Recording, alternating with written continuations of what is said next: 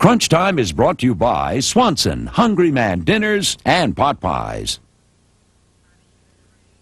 I need a train and a track heading out of town. I need to kiss goodbye to the ups and downs. I need some time well spent with some just plain folks. I'm on a good hot meal and real bad jokes. I need home cooking. I need a whole lot of love, and I'll tell you, kid, if Mom didn't cook it, Swanson did. I need home cooking. Swanson, Hungry Man Dinners and Pot Pies. Satisfaction for big league appetites.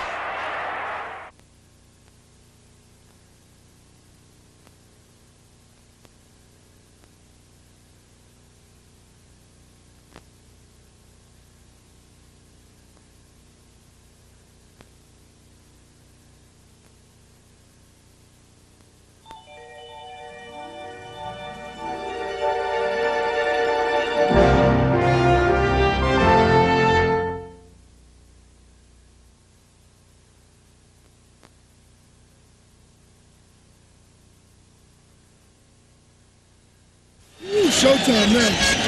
Showtime.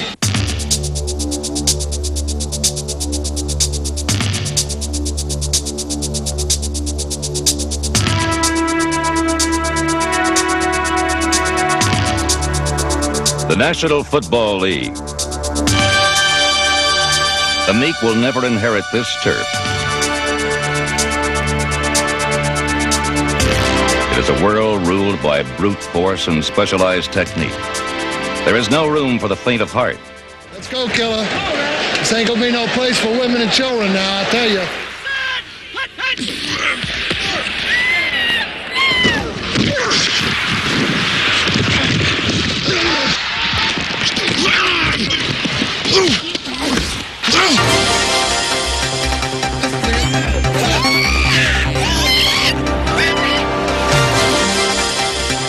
While the game continually evolves, the physical intensity remains unchanged.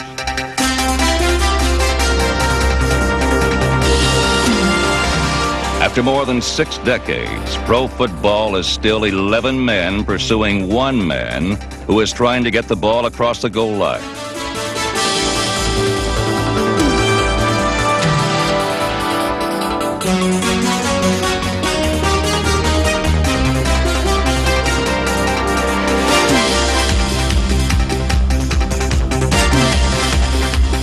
In this violent world, all men are not created equal. The players that you talk about that are the real hitters, they just enjoy hitting. They are guys that want to leave an impression. They would like to leave a Rodell across someone's chest. The effect that I would like for it to have is for a player to be able to get up and go back to the huddle and say, I don't want to go back that way. I don't ever want to do that again.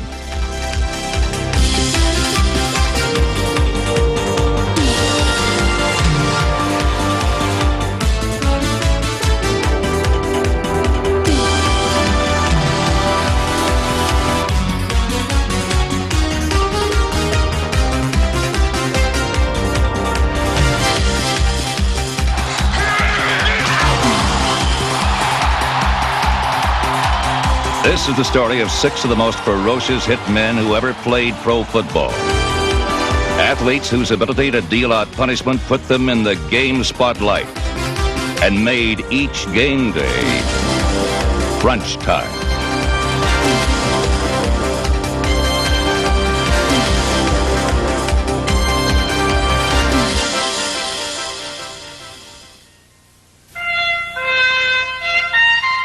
The Los Angeles Memorial Coliseum, one of the world's most celebrated sports venues. For 5 decades, an international showcase for athletic achievement. Everything from Super Bowls to Olympiads. But today, it belongs to the Los Angeles Raiders. No team in professional sports intimidates opponents more effectively.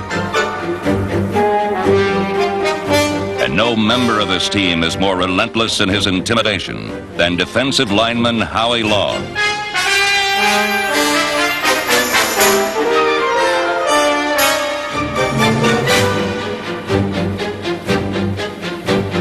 Patriots, I would show up at camp. They didn't ask me to bench any weight. They didn't ask me to do any vertical jumps. They didn't ask me to do any broad jumps.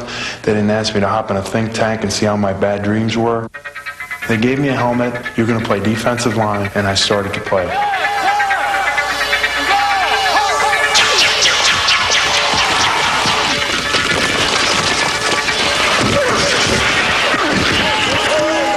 I didn't know how to get to the quarterback, so my one move was just come off the ball and run everyone over. And if that didn't work, I tried to fight them. But they called me caveman because they just liked the way I attacked people.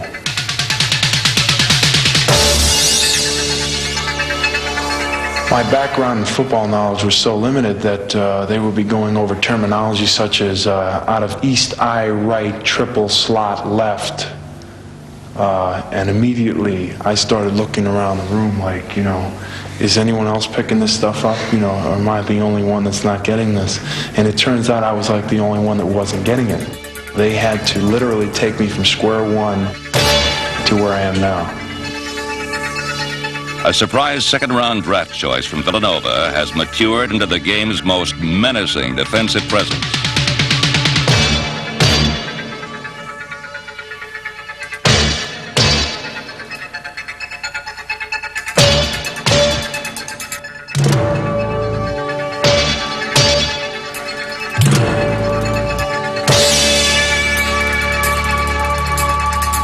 When you start to draw up plays, you are conscious of where he is. And you are conscious of saying, we have to do something about this guy or he may destroy what we're trying to do in the game. He's used it left defensive end, left defensive tackle, nose tackle, right defensive tackle, right defensive end. The most dominant force in defensive football today. No one is immune to his greatness. For long attacks from all 5 defensive line positions. Instead of one offensive lineman preparing for me, all 5 have to prepare for me. They never know where I'm coming from.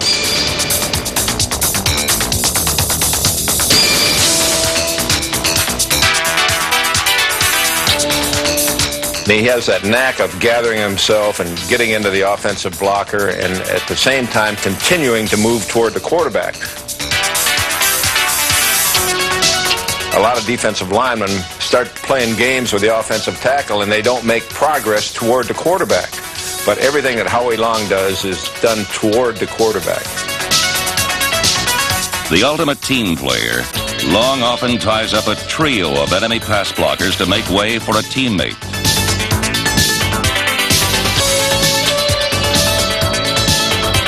As long as I hear Matt Millen on the tackle or Bill Pickell on the tackle or Sean Jones on the tackle, as long as someone is making the tackle and it's not for a big gain, then I can get up from the bottom of the pile and figure I did my job. You can be a total player and an unselfish player and not necessarily a big statistical player and be a success and be considered to be one of the best at what you do. Here's the rush. He's hit as he throws. Intercepted by Stacy Turan, the 25, the 30, the 40, left side 50, down to the 40, down to the 30. Nobody close. All the way. Touchdown Raiders!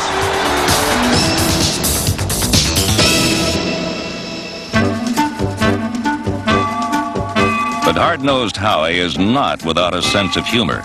Take, for example, the time he invaded the Seattle Seahawks offensive huddle and walked off with their water bottle. I was a bit frustrated, and our water boys are like, you know, the rest of the team. They're just, you know, they were probably talking to someone up in the stands during the timeout, and we hadn't gotten any water out. So I walked into their huddle and took their water from their water boy and said, you know, give me that bottle. They really don't deserve it. They haven't done anything today. You know, it was all in a joke, really. You know, I mean, they kind of liked it.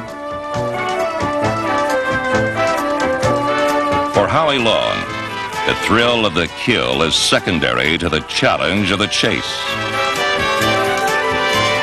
I haven't seen many quarterbacks maiming people, so, you know, I think they're kind of an afterthought. I think the justification and the real moment of glory is when you beat that man in front of you to get to the quarterback. And if a quarterback's not too squirmy about it, I really don't try to hit him that hard.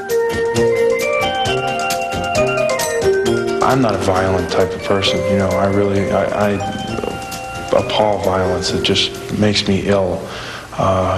It's right up there with beats. Ugh.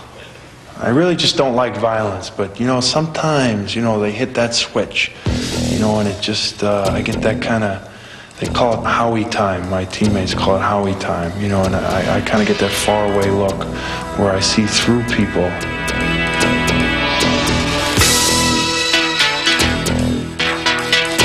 When Howard Long lapses into his particular brand of tunnel vision, there's rarely any light at the end of it for Raider opponents.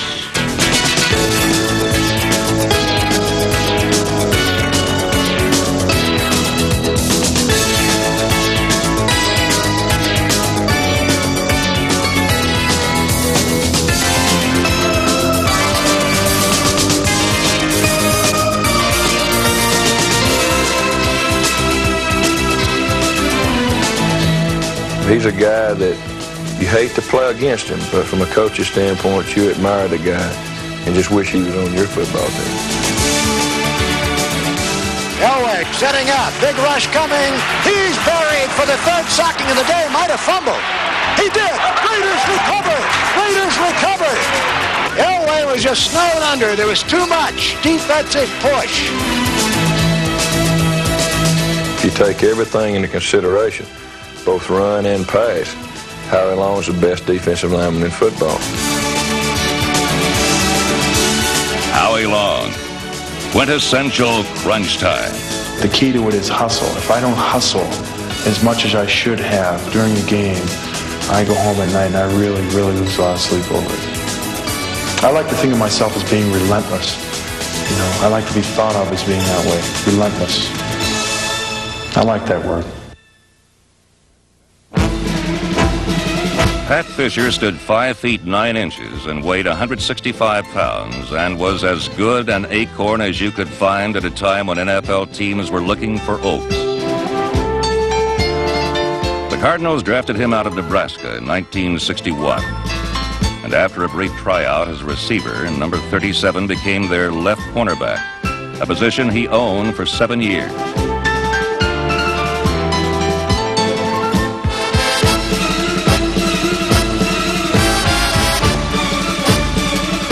He was a small but angry tornado that whirled out and whacked anyone who approached the funnel. He had perfect form. He had great form. And I think his height helped him because he was able to get down there and get down below you. Instead of hitting your chest, he hit down where you could hit and lift. Fisher reduced the art of tackling to a simple matter of angles and leverage. Stay low, keep my head up. When I make contact, lift, and take at least one of his legs away from him. If I can get him off the ground with one leg, I'm going to win the war. Because now he doesn't have any power. What he has to have is both legs driving in order for him to run over me. Traded to the Redskins in 1975, no player ran over number 37. But even in Washington, his skirmishes with backs and receivers were part of a 17-year running battle for respect. Pat couldn't have been 5'9", 170 at tops. That's what if they wrapped him up in a lot of tape. And I was 6'5" and a little bit more, and Coach Lombardi used to always say, well, this is like taking candy from a baby. Pat Fisher shows that size and speed is not necessarily the #1 requisite for a football player. Never missed a practice, never missed a game, played 110%. He was as tough as nails, loved the game, tremendous competitor. That first game was a pretty good experience for me because, you know, I got out there and he started talking to me and he intimidated me. Threatened to break my leg, this, that, you know. He was probably the one guy that I've ever played against in professional football where when you came off the line of scrimmage, you had to know where he was at. Fisher was fearless and tenacious. Many players have these qualities, but few could shape it into such a frightening and unrelenting force.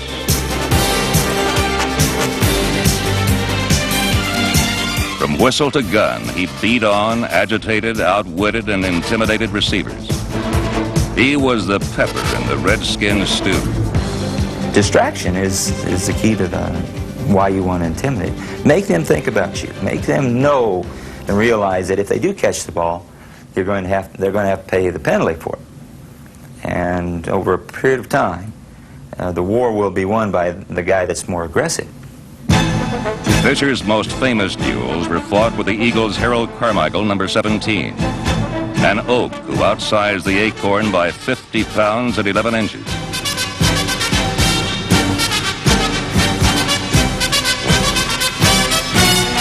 Go through the receiver to the ball. And in that case, with Harold Carmichael, it was always proved to be a valuable instrument. Go through him to the ball. Go through him to the ball.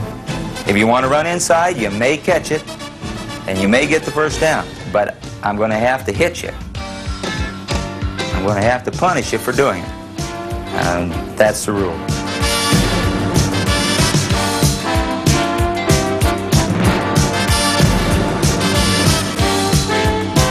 Few could deny their admiration for this toy terrier who kept nipping at their heels. His peers respected this man of spirit and spunk, for they realized that few players had mined the ore of their talent so completely. Pat Fisher was not that fast, not that big, but he had a heart, loved the game, smart football player. Should be an all-pro, should be in the Hall of Fame someday. Pat Fisher packed such intensity into every play, focused his talent with such skill, aged with such grace, that he played more games at cornerback than any player in NFL history.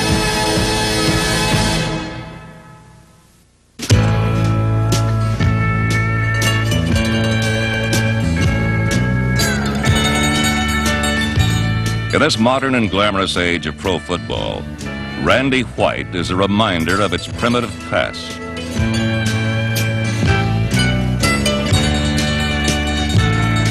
Here in the setting, he is an inspired amateur hoping to land the big one. But on a football field where he is weighed and measured on a different scale, White never comes up short. Many times people fall into two categories. Those who say, I'll do my best, and those who say, I'll be the best. And Randy White, whether he's ever professed it or not, wants to be the best. The drive that he has to be the best player is obvious the way he practices, the way he plays the game. Where you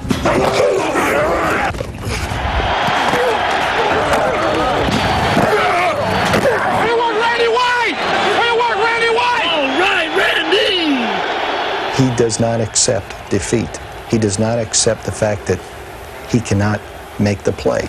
He just believes and plays as if he personally can make any play that has to be made, and he does. While White strides resolutely on his way to the Hall of Fame, in 1975 he followed in the footsteps of a player whose bust was already being cast.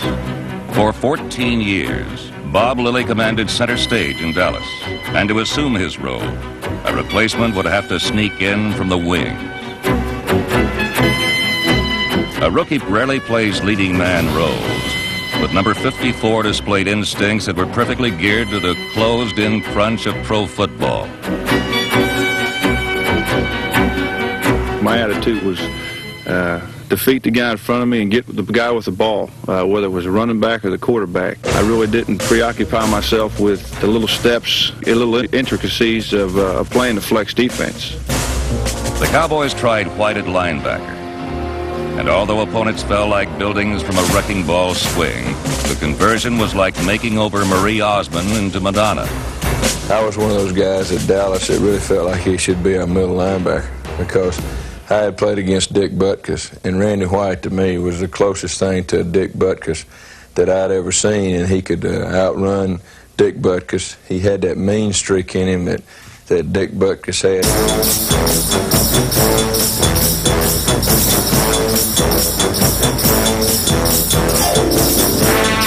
White allows no interruptions, no distractions, no loitering.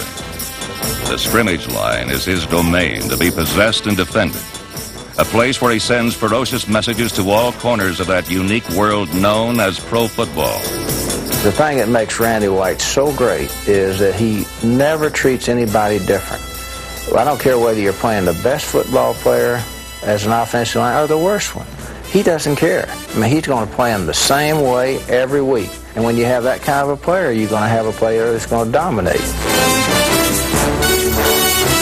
You You just cannot go into a game without accounting for his presence. You may have a player that will play well against him one time, but over the long haul, you're going to have to account for him with more than one player, and that's the ultimate in respect that a player can get from the opposition.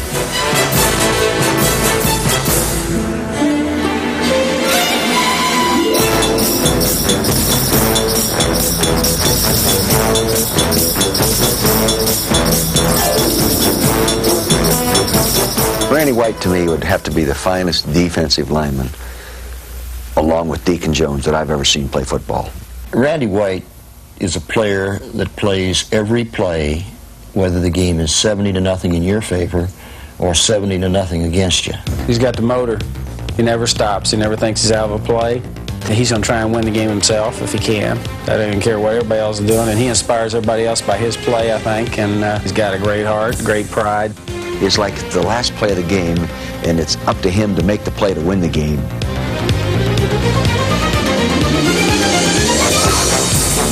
As the game progresses, you fall into a pattern. You see certain things that you'll be able to do, and you kind of save them for a key situation when it can mean a big play for your team, maybe on a pass rush, a certain move that you can use to beat a guy and you think it'll work.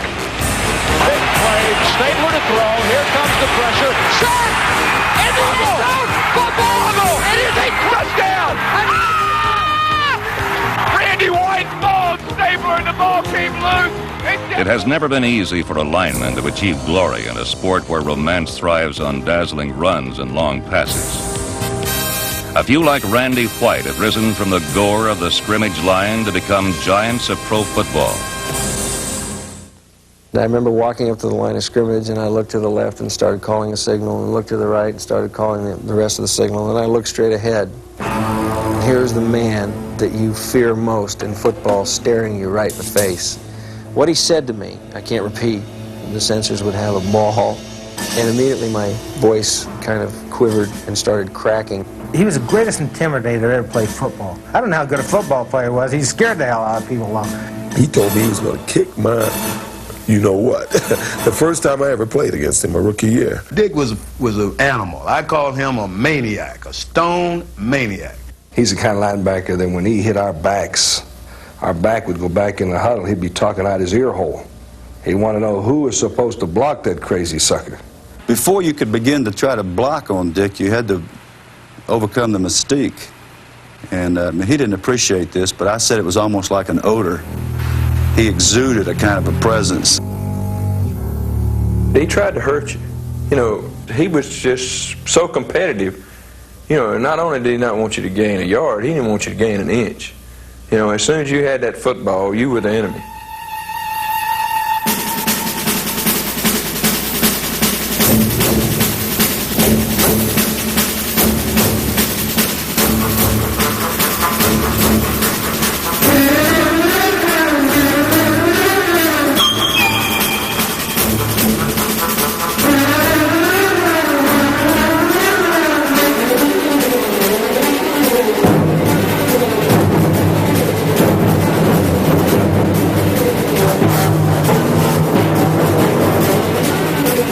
Dick Butkus played football with a religious fervor, with an unrelenting obsession not only to excel, but to dominate and demoralize.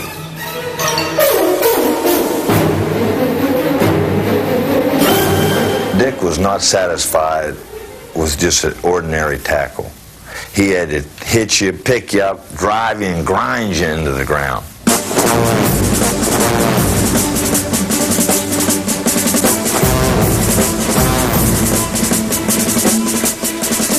For Dick Butkus, football was never a game, but a street fight, a place for no-holds-barred warfare.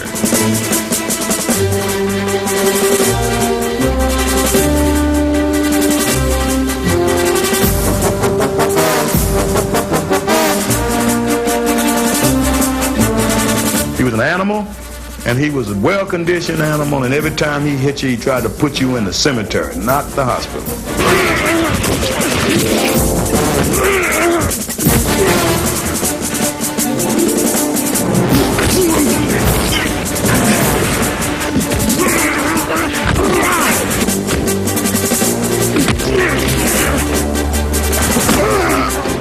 Butkus was the most destructive defender in the game. And the NFL is filled with horror stories of tough men who crossed him. He knocked out L.C. Greenwood on a punt. I remember, and he knocked out Warren Banks, and he was a backup fullback we had, but a good special teams player. And I remember Warren sitting on the sideline crying. He says, "I don't know who I am," because Butkus had blindsided and just KO'd him. For Dick to run a 100-yard dash, it'd take him 3 days. But I want to tell you something, from that middle linebacker, 20 yards this way, 20 yards that way, 20 yards that way. I mean, nobody was quicker than he was.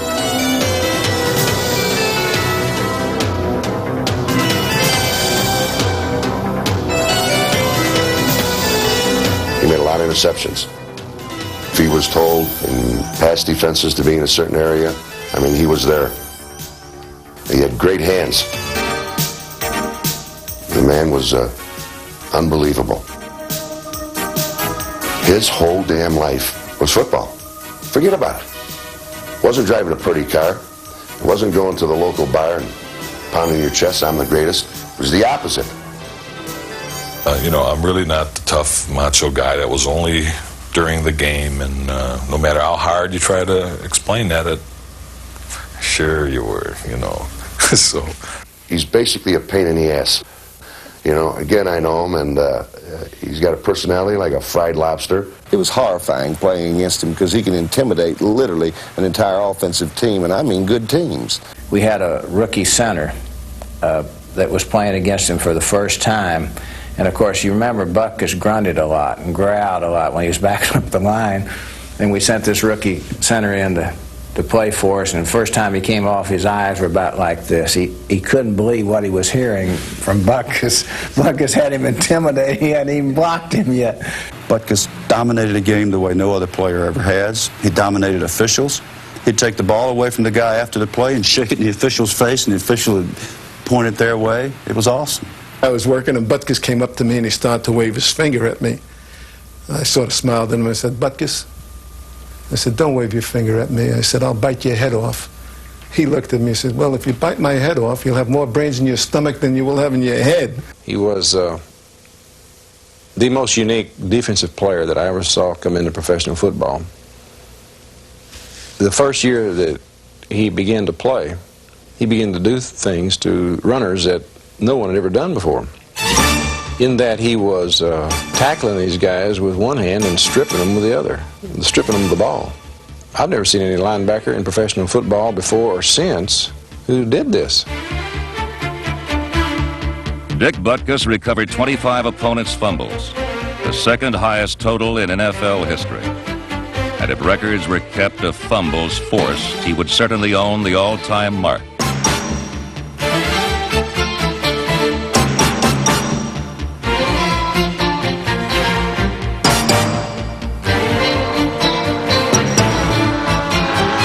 Butkus, he just scared me to death. I didn't know if I could play this game after watching him because the ball would snap, and if he was pursuing, I mean, every word was a cuss word, man. He was growling, "Let me at him, you know." He's talking all the time out there. He raised more hell on the field and got away with more stuff than any player I ever played against. He'd jump right up over the center and just scream and holler and everything else, and every once in a while he'd go and put a big honker right on the football, right? He'd spit on Tingelhoff's hands or something, you know, and Tingelhoff would be snapping that ball back up to Fran, and he'd be getting a greaser. Nice, sunshiny, bright day, and we were playing, and we'd scored a touchdown, and I got up, and the center, you know, puts his hands on the ball, and then he looks between his legs to the holder, and all of a sudden, I thought he had a downpour out there, you know, and a nice clear day, and I look up, and there's Butkus spitting all over my hands. We go, Andy. All right, shift 44 to a 56 stack. Pow! Watch the play action. Let's go. Butkus was a crafty signal caller who utilized methods both extreme and unusual in pursuit of success.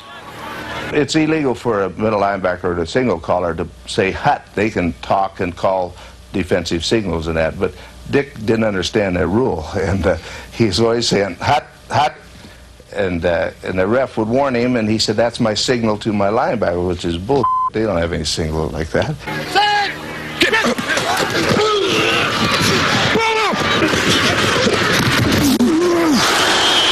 He's talking all the time, and laughing and carrying on and try to get you in a conversation and to disrupt your game is what he's doing. I got a letter, supposedly from a doctor, I think, from somewhere, and I don't know wherever, but he just claimed that if this is the way football is going to be played or something, I'm not going to let my kid play it or whatever. And he signed his name and everything else. So I wrote back to him and I says, well, you know something? You doctors, I think I'm going to discourage my wife from watching the soaps during the daytime because, boy, you know, you guys are having affairs with the nurses and the patients and everything else, and I just don't want to subject my wife to this because if this is what you guys portray, I don't think it's a very good thing to have my wife watching you like this. He was not the type of guy that you say, we're going to get this loudmouth. No, you didn't do that. But before you played him, the first thing you said on your offensive game plan is, hey, how are we going to handle Butkus?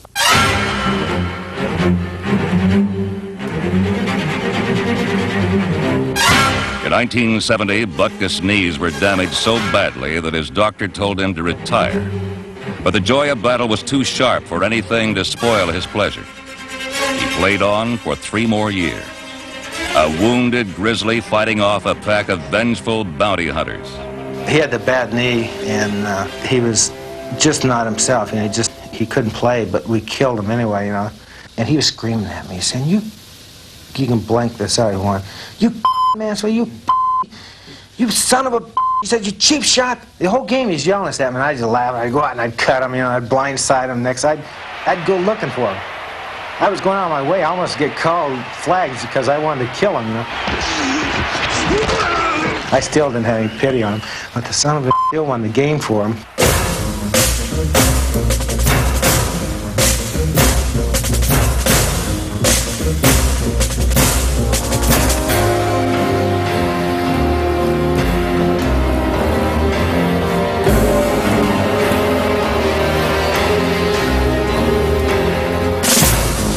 A philosopher once defined a great man as someone who never reminds us of anyone else.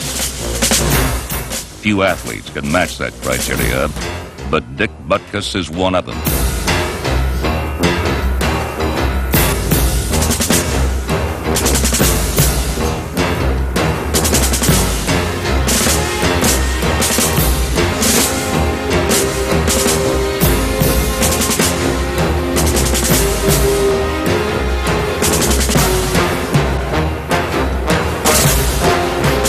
Dick Butkus retired in 1973, leaving behind a monumental yet simple legacy, as clear and concise as his very name. Butkus is synonymous with football. It's synonymous with hitting, contact, aggressiveness. He's the best who ever played the position. Dick Butkus is the greatest football player I ever saw. I'm convinced he's the greatest football player that ever lived.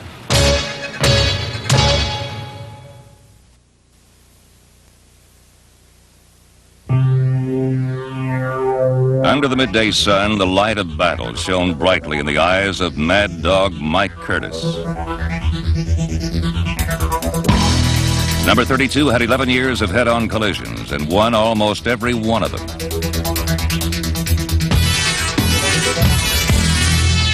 He was a relentless tracker of pass receivers, runners, and quarterbacks.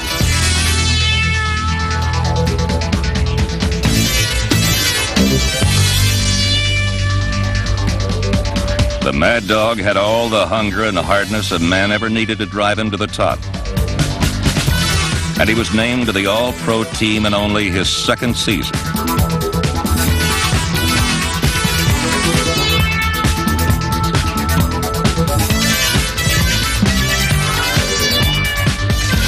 It was ironic that this future Hall of Fame linebacker came to the Colts at a different position. Mike Curtis was a great football player that I drafted out of Duke University. And to show you how smart I was, I brought him in and made him a fullback. And after the first year, it was very evident that Mike Curtis was not an offensive player, he was a defensive player. As a fuzz-cheeked rookie fullback, the first hint of Curtis's fierce nature surfaced in a pregame incident with Baltimore star quarterback Johnny Unitas. rookie. I played fullback, and I remember I didn't turn around at the line of scrimmage to catch a ball, and he just rifled the ball in the back of my helmet. Well, it angered me so much that I almost went back and decided to do something about it. But then I remembered I was a rookie and I couldn't do that because this guy was a great ball player. But I almost punched him out. We used to say that Mike had come out and chew the tires off the bus on the way to the game. I mean, he was a pretty vicious football player. Never has a man been unhappier the day of a game than he would just get beside himself. He hated the Doris Day, the American flag, black and white saddle Oxfords, his own teammates. He had a disposition of a Highland moccasin.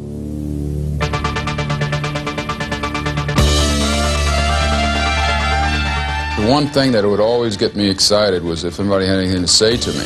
And nobody really talked to me too much because I would look them up throughout the field, wherever the ball was, to chase them down, and then ask them if they had something else smart to say. You got something else smart to say? They got something else, I'd chase them down again. I would just screw up my plays.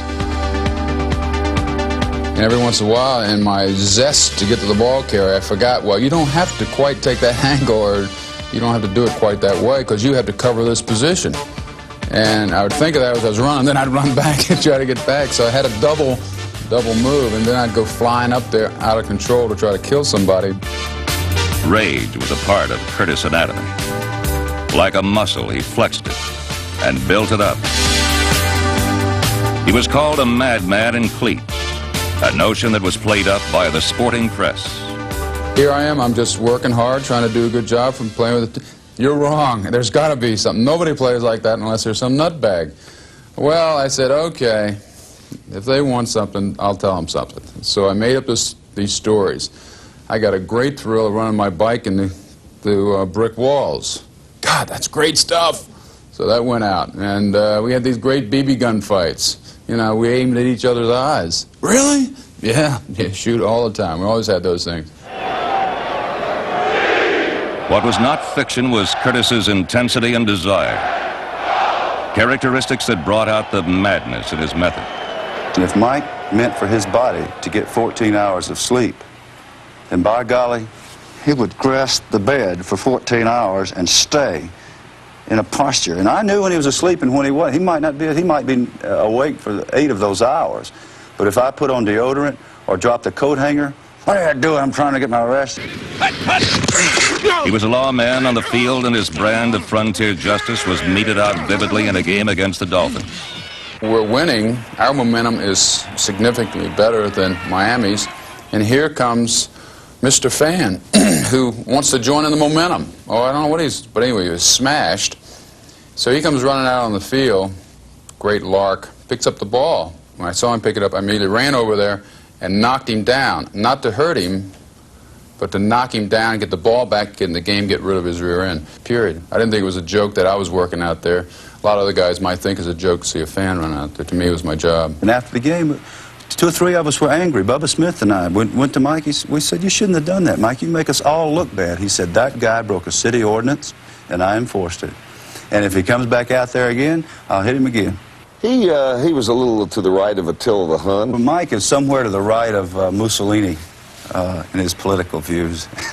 Somebody gave me a doll of John Wayne, the Duke, Mr. All-America, he.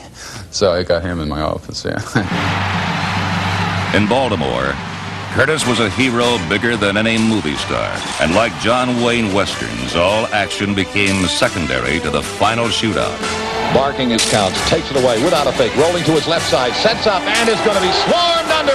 The ball is free. Baltimore's got it. Racing for the goal line is Mike Curtis. He's to the 15, 10, 5. Curtis scores. Go to war, Miss Agnes. Baltimore's defense just took the ball away from Cap. He led by deeds rather than words. But like the commercial says, when he spoke, everybody listened. All team meetings are a bunch of weak-owners. And Mike stood up and said, well, I got something to say. I'm going to tell you something.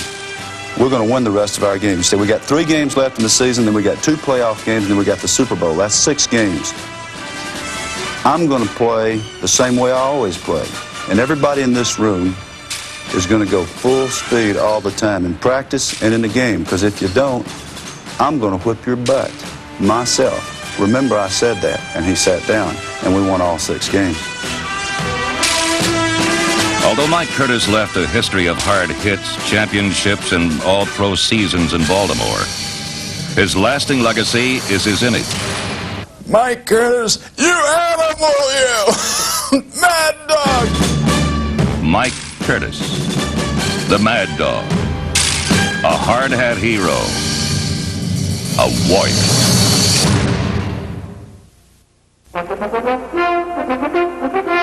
The Thunder in the great Miami Dolphins teams of the early 1970s was number 39, fullback Larry Csonka. When all else fails and it's obvious that it's going to come down to a direct physical confrontation, I always thought it reflected a higher degree of intelligence to do the inflicting first.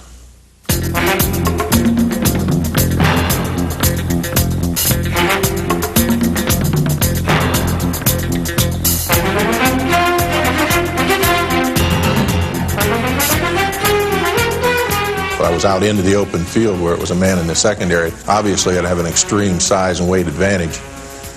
Generally, they were looking for a side shot rather than a head-on shot, simply because of the ratio of size, weight, and so on.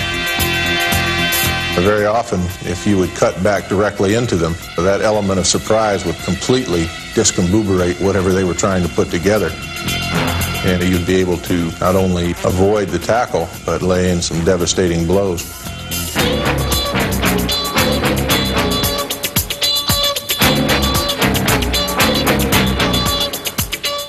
I liked that style. I won't hide that. I preferred to run inside. My playing weight went from 235 in the early 70s to 250 or 255 in the latter part of the 70s because I was running inside. And it was kind of fun to meet head on. When I won, it was very rewarding. I didn't like it when I lost that battle.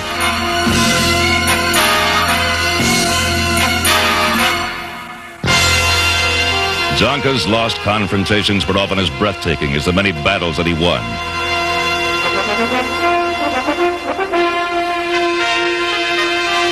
Drafted first by Miami in 1968, it wasn't until 1970 and the arrival of new head coach Don Shula that this down and dirty runner began leaving his impact on the NFL.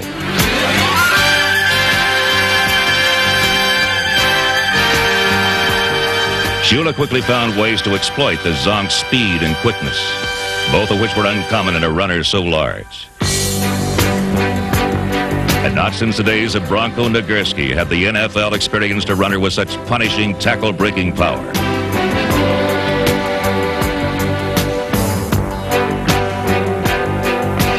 Even if you had an open shot to hit him as hard as you could hit him, I always had the sense that I got the worst of the deal. I can remember some shots that I took on him one-on-one, and, you know, I couldn't bring him down. You know, you need help.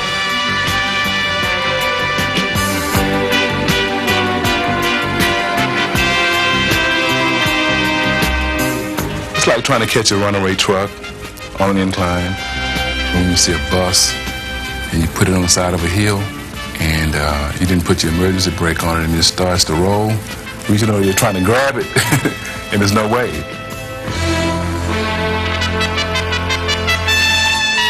Larry Csonka was a defensive back's worst nightmare, but he was a coach's dream.